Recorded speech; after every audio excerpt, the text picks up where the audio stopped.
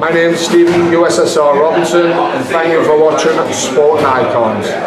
Right, so Mike Tyson, he said that Anthony Joshua, while he's stronger and punches much harder than Deontay Wilder, his key attribute is the speed. He throws that big right hand with speed. And if somebody with the speed of Deontay Wilder cannot land on Tyson Fury, of course he's talking about the rematch, then what chance does Anthony Joshua have? Now, I can understand what it is that Mike Tyson's saying, speed kills.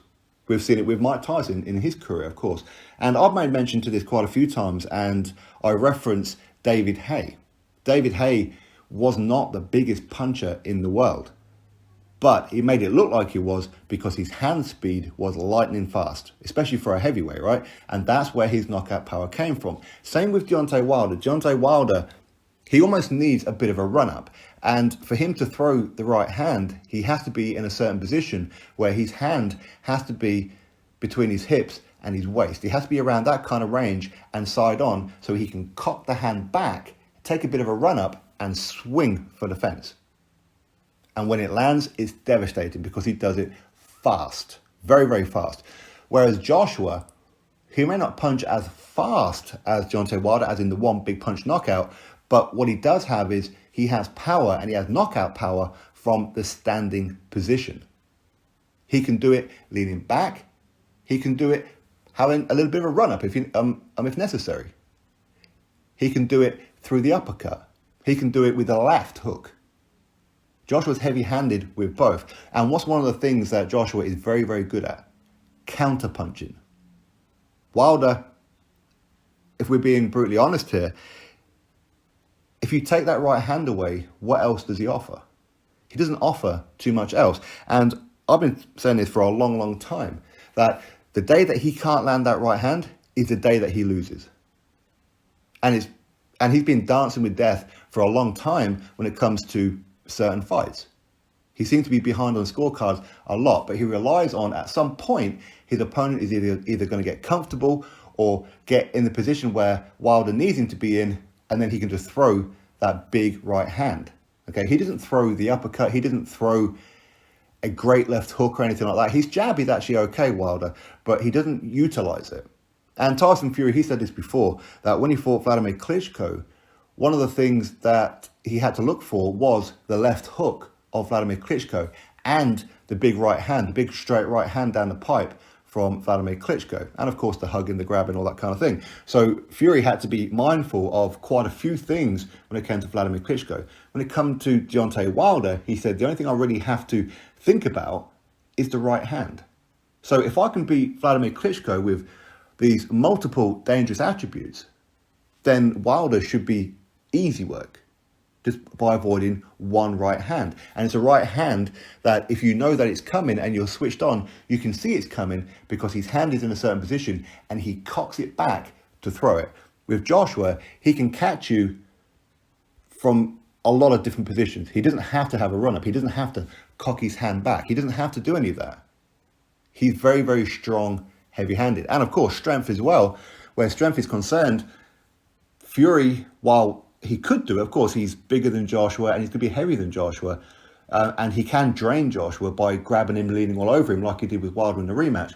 But Wilder didn't have the legs to be able to carry the weight of Tyson Fury. If he was complaining that one of the many different reasons as to why he lost to Tyson Fury was potentially the costume, which weighed 40 pounds, well, what's he going to do when 273 pounds is leaning all over you, getting you in headlocks, lifting you up? Yes, using some kind of wrestling tactics, okay? But with Anthony Joshua, he's stronger.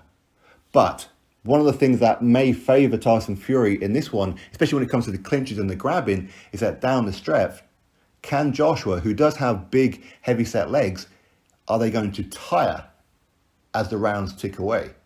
That's very possible. We've seen Anthony Joshua tire quite a few times, haven't we?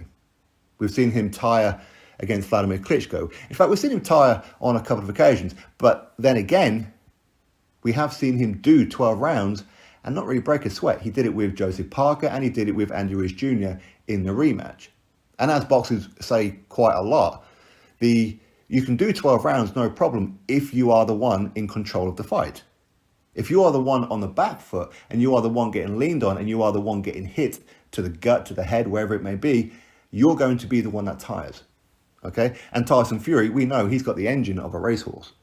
Now, Tyson Fury, not the biggest puncher in the world, we know that, but he has such awkward punch variation that it's going to be very, very difficult for Joshua to avoid. Because one thing that Joshua is very good at is counterpunching. How do you counterpunch somebody who is faster than you are? And we're not talking feet here, we're talking hand speed.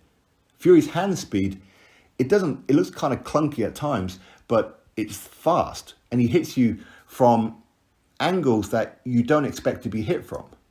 And he's 6'9", he's 270 odd pounds. He's going to hit hard. Okay? And that's going to be one of the things. But again, going back to what Mike Tyson says, that Joshua, he won't be able to land a glove on Tyson Fury. Well, we've seen quite a few fighters land on Tyson Fury. Most recently, the fight before Wilder, Otto Wallin landed multiple shots on Tyson Fury. And one of the shots was the one that opened up the big cut. In fact, Fury, he had, was it 2 or 3 cuts around that area? But it was a punch that done it. It wasn't an accidental head clash or anything like that. And Otto Wallin, not known as a fast-handed fighter. He's not. Otto Wallin, who had Tyson Fury on wobbly legs in round number 12. So it can happen. Fury's not invincible. There's not a man alive that is invincible.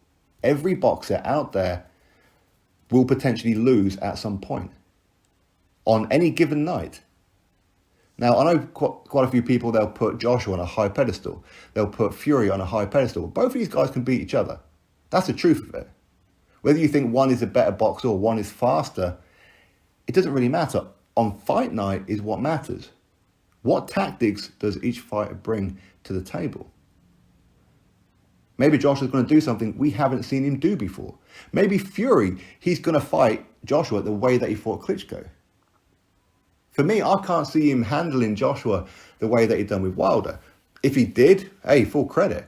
But I can't see him doing it because Joshua is too dangerous with both hands and from different angles to try and grab hold of.